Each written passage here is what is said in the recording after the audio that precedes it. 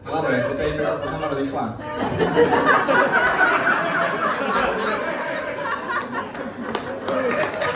To nebol vtip do piči, to nebol vtip.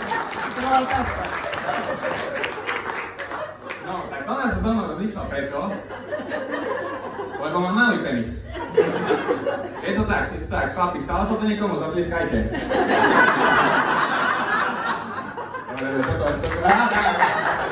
Ty nemáš žiadne, čo rozprávať. Nemáš penis. Ale koľko ich videla? Nespočítaj, ne? Ale hej, no bolo to ťažké, ale chlapi, ja vám tak poviem, že keď vám toto, tak chcem také posolstvo dať, hej, keď vás niekedy žena odmietne kvôli tomu, že máte malý penis. Hej, nič si z toho nerobte, nie že to vám dožúbe celé sebavedomie, ale to viac si povie o tej žene ako o vás. Fakt, lebo to je povrchná žena, emočne nevyspelá a má veľkú piču. Ďakujem pekne, mene Mikuláš Mazín, to je fantastické publikum.